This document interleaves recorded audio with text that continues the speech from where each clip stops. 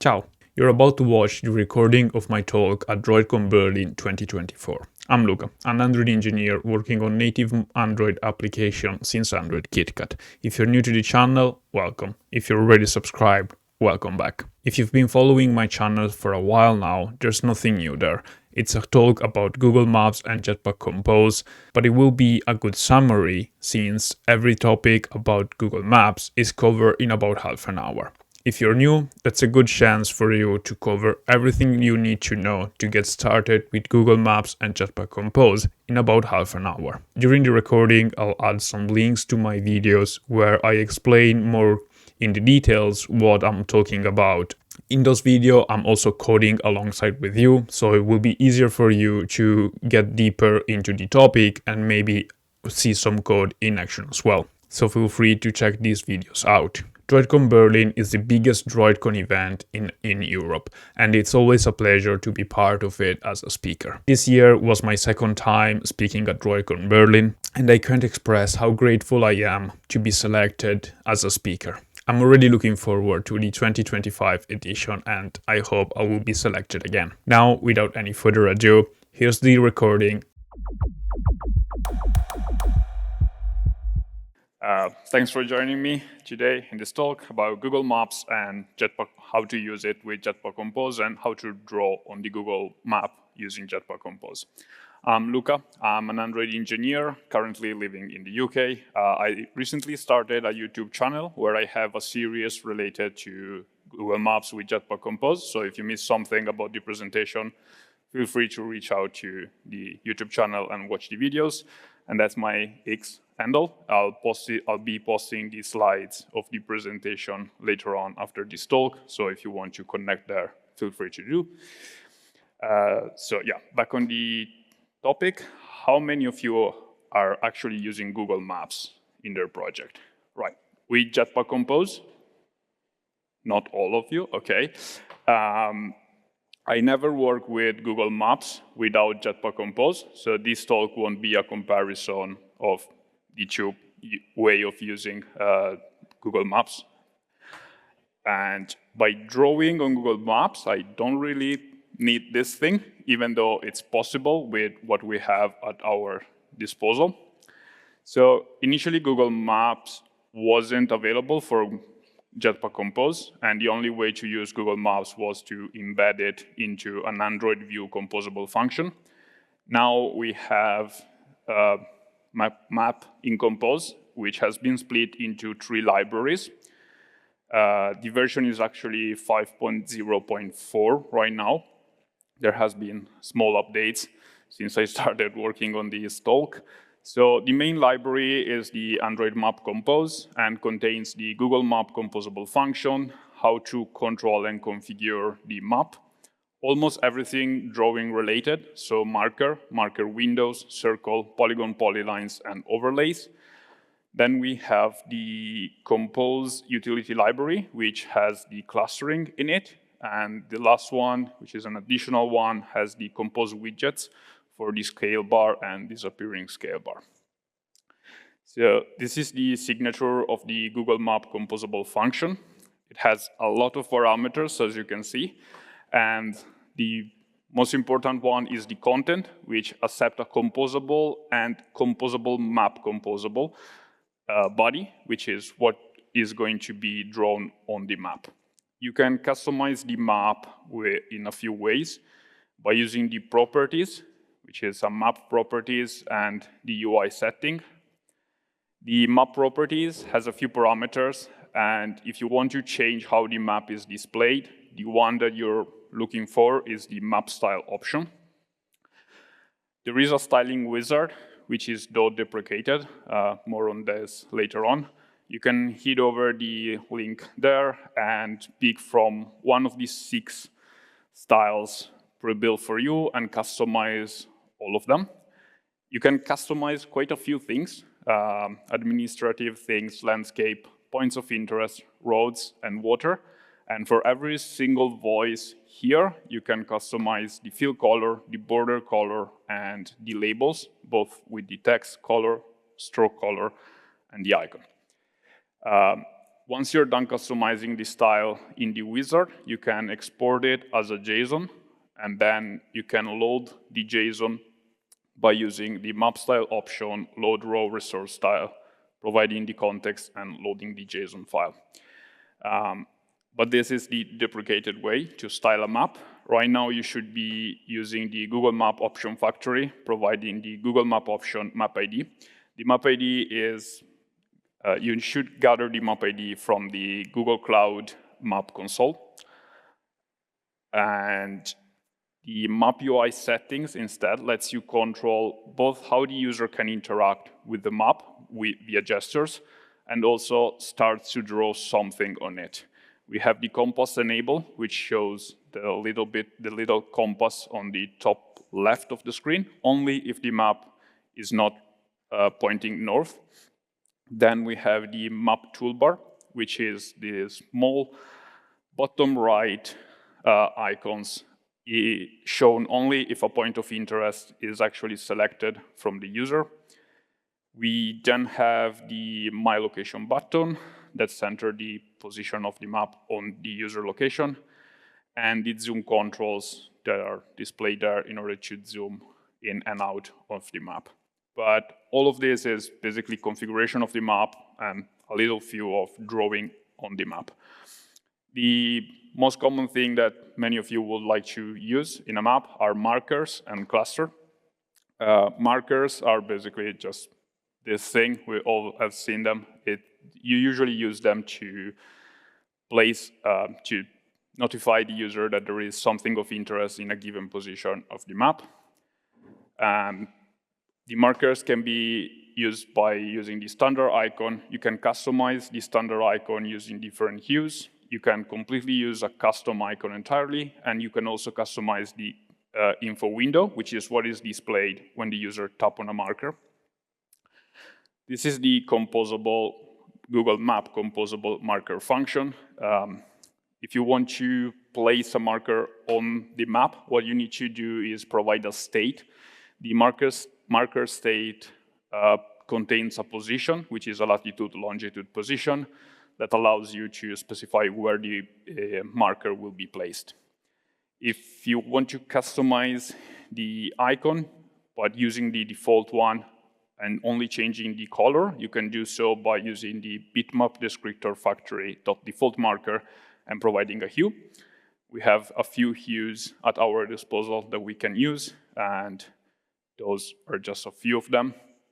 If you want to use a completely custom icon, you need to provide a bitmap descriptor, so you can provide just a drawable resource. This is a simple function that gets a drawable, creates a bitmap from the drawable, draw the drawable on the canvas, and returns the bitmap by using the bitmap descriptor factory from bitmap function. And this is how you could use the bitmap descriptor function that I just showed you to use to customize the icon entirely of a marker. What you want to pay attention to is also the anchor of the marker, which is where the custom icon will start to be drawn on the map. If you're using an icon that has a pointy thing, like those ones, you want to maybe play around a bit with the anchor in order to have the point placed on the right position. If you want to display something when the user taps on a marker, you want to use the marker info window function. This is to be used in place of the marker one. It draws the marker by default and then handles the content, which is a composable function that you can customize entirely. It sets a state as the marker to place it in the correct position of the map. You can specify a snippet and a title. The snippet is just the description. If you provide those and don't provide any content, the default one would be used. Otherwise, you can use the lambda as the content and specify whatever you want inside there to be used as the marker info window of the marker. The one on the left is the default one if you provide a title and description, and the one on the right is the custom one that was shown on the code here, just a column with 2 texts and an image. If you have too many clusters too close together, they may overlap, and you want to avoid it. To avoid that, you can use clusters. Clusters group markers by distance. You can fully customize the tab handlers on everything, cluster and icons. And you have full control of the graphics for both the cluster item and the marker item. To use cluster, you need to use a cluster item, which is an interface that requires you to specify the position. The position is the only parameter that you have to provide. It can be null. All the other 3, so title, description, and the Z index can be null if you need to. This is just an example of how to implement that interface. We have location, name, description, and the Z index. And this is the clustering composable function. It accepts, the first parameter is the items, which is a collection of that interface that we just showed, the cluster item. You can customize the click on the cluster, the click on the cluster item, which is the single marker itself, the click on the info window, and the long click of the info window. And then you can specify a cluster content and a cluster item content, which are UI composable function. One receives a cluster, and one receives your data of cluster item.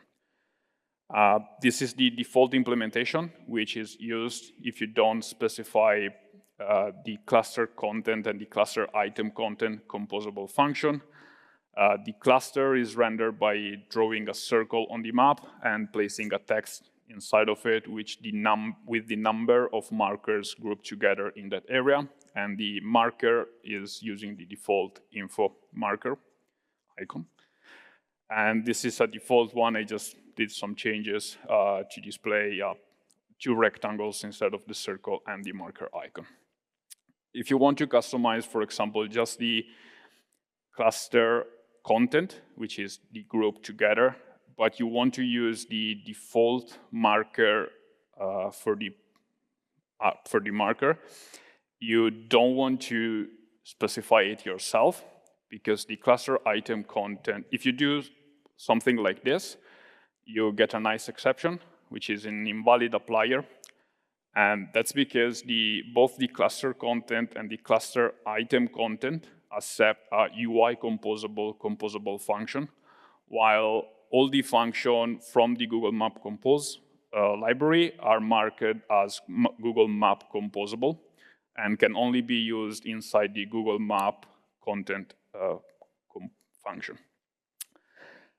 For drawing shapes on the map, we have circles, polygons, and polylines at our disposal.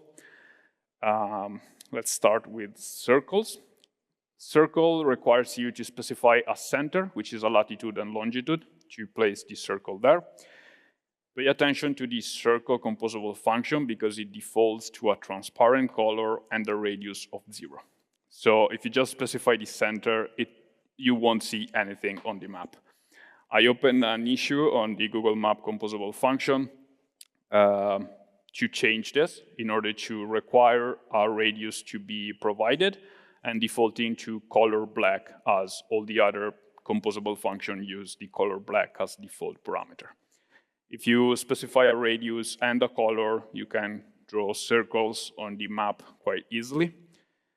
Circles allows you to change the fill color, the radius, stroke color, so the border width, and the pattern of the border. For example, the code that I just showed you yields this result: red circle, blue border with a style border. If you want to hide the border, you have 2 options. You either define the stroke color to be transparent or the stroke width to be 0. And if you want to apply transparency to the circle composable function, you have to do so by applying an alpha to the color that you're using, both to the fill color and the stroke color if you're using both of them. And yeah, that's a half transparent circle on the map. Polygons, it's a little bit more complicated, but not too much. It accepts points, which is a list of latitude and longitude points. It defaults to color black, and just by defining some points on the map and using the polygon composable function, providing them, you get the default implementation of the polygons. You don't need to specify the polygon composable function closes the polygon for you, so you don't have to duplicate any points to be the first and the last one of the list. You can change the fill color and the stroke width of the polygons. This is what you get when you start customizing it a little bit. You can also change the stroke pattern, as we've seen for the circle composable function. This is with a bit more of customization. And here again, if you want to change the transparency of the polygon on the map, you need to apply the transparency on the color. The code here shows the transparency only applied to the fill color and not the stroke color. And as you can see, the border is full color while the polygon has a transparency on it. The polygon composable function also allows you to define a holes parameter, which is a list of points. If you define just one list of points inside of the holes, you get a hole inside of the polygons. The stroke configuration is used for the inner border as well. If you define multiple lists inside the hole, what you get is basically multiple holes inside of the polygon. The order of the points matters, so you need to pay attention to how you order your points. Otherwise, you might end up having something like on the first, on the image on the left, which you might don't need to. Polylines is really similar to polygons. The only difference on what is drawn is that the points are not closed. So if you want to draw a line that closes, you have to duplicate one point, being the first and the last one. And here again, the only required parameter is the points.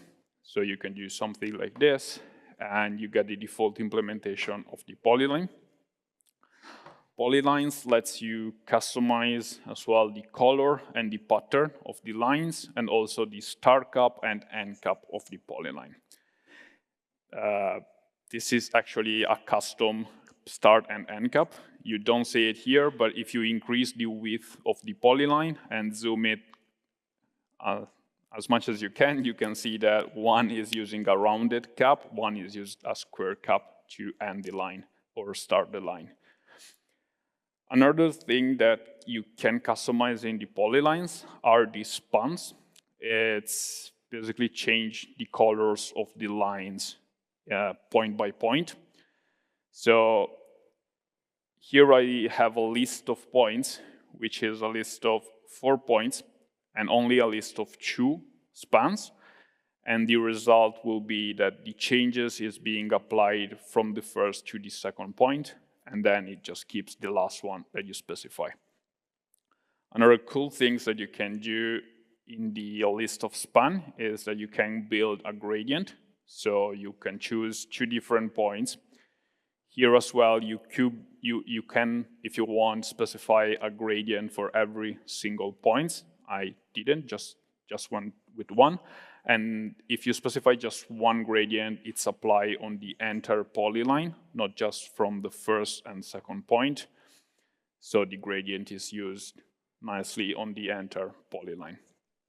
And that's it for shapes. Now let's talk about overlays. This is the most complicated things that you can use on Google Maps. We have 2 ways of using overlays. One is ground overlay, the other one is tile overlay. The ground overlay requires you to specify a position, which is not a latitude and longitude, but it's a ground overlay position, and then image, which is again a bitmap descriptor. One thing, the anchor is specify where the image is going to be started to draw, the top left corner of the image compared to the position. The bearing is the orientation of the image that you provide. And so for the position, you need a ground overlay position. There are two ways of creating a ground overlay position. You can either specify a location, latitude and longitude, the width and the height of the overlay. The location would be the top left corner of your overlay, and then it calculates the overlay based on the width and the height. Otherwise, you can specify a latitude, longitude bounds, and to specify them, you need the southwest point and the northeast, so bottom left, top right. Here again, the anchor is quite important, and the ground overlay lets you use a transparency, so you don't have to apply the transparency to the image itself. You can just apply it entirely to the ground overlay. The drawable to bitmap descriptor, it's a function really similar to the one that I showed you before. Just get the drawable, creates a bitmap, draw the bitmap on the canvas, and here just to have it displayed properly, I had to scale the canvas in order to display the image. So if we get a ground overlay, which is the underground of London, and we place it on the map, with a lot of calculation to get the perfect top left corner of the image and place it in a latitude and longitude, I was able to kind of get a acceptable solution. It's not really precise, but yeah, the scale was for this one. And as you can see, it applies a transparency as well. You can handle clicks on the overlay, and you could rotate it as well if you need to. Now, tile overlays are the more complex if you handle them yourself, and the easiest if you don't. Tile overlay, so yeah, there's two ways of handling a tile overlay. A tile overlay requires you to provide a tile provider, and it's the only required parameter that you have to provide.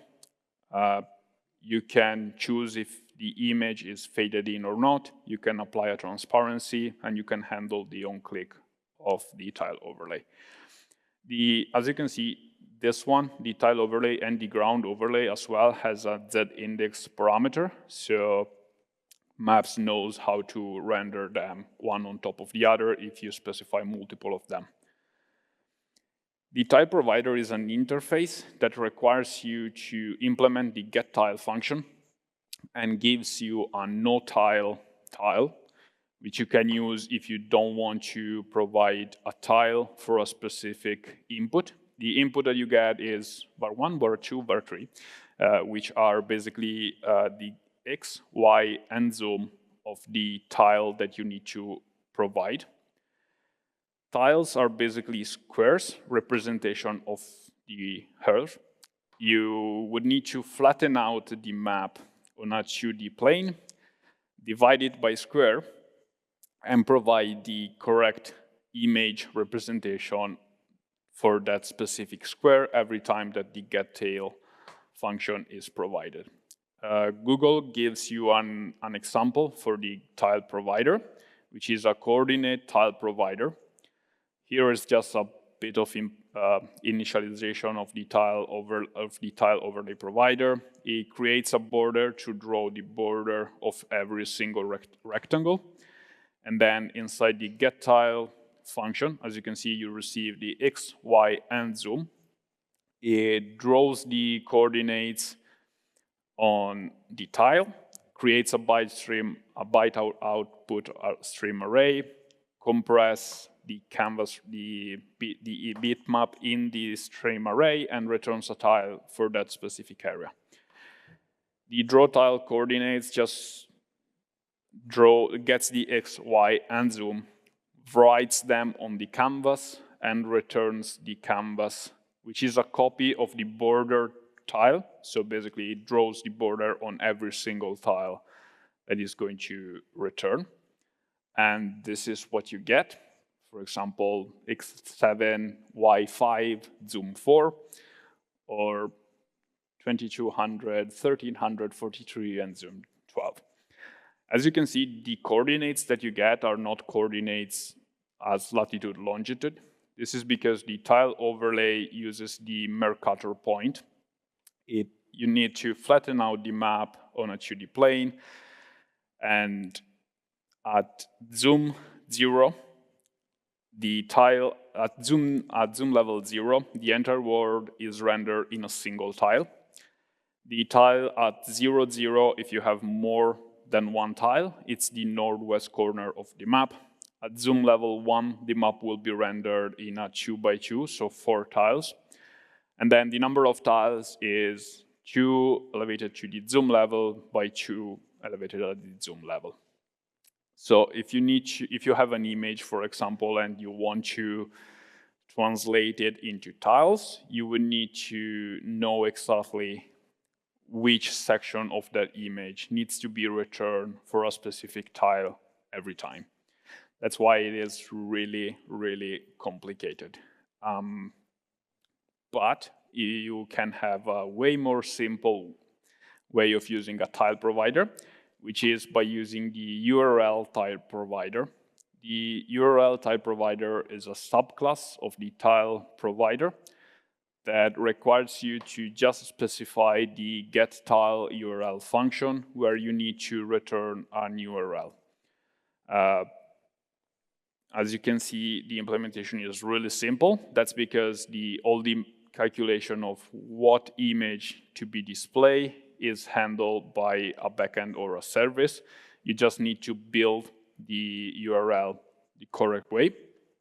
The service I'm using here, for example, wants the parameter in the order zoom x and y instead of x, y zoom as it returns from the getTile URL function.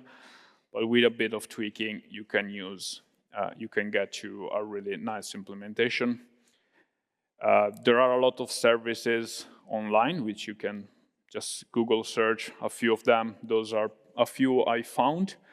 And the second one is the one that I've been using for those images.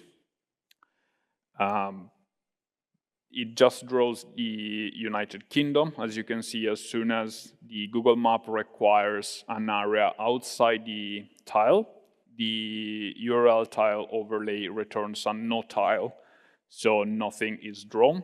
I also remove all the styling from the map in the first screenshot in order to just have the tile displayed on the map, which you can do with the map style option.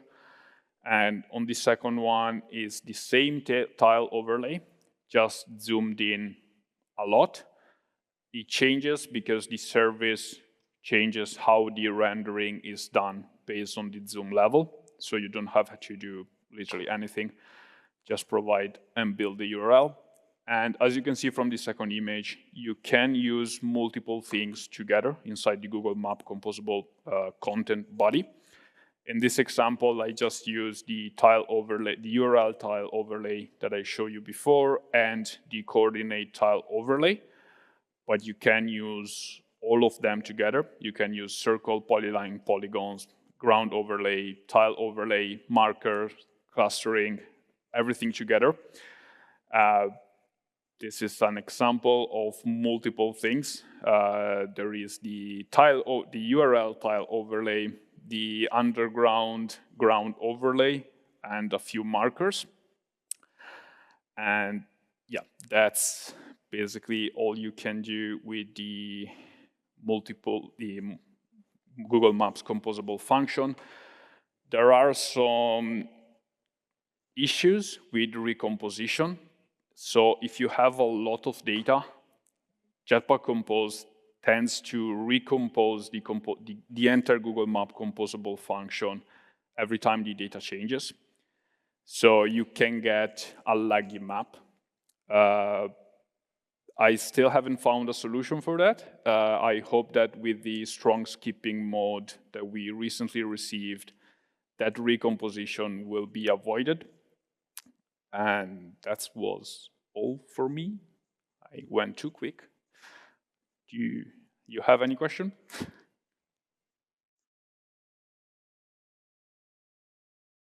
Back to me for a moment, and I hope you enjoyed the video. I hope you learned something. If you did so, please consider giving it a like and subscribing to my channel for more content like this. Down in the video description below, you will find a link to the official droidcon website where the original video of my recording of my speech is hosted. Please hit there as well to watch the video. Thanks to droidcon again for hosting such wonderful events and for allowing me to repost the video here on my YouTube channel. Thanks for watching again, and until the next time, peace.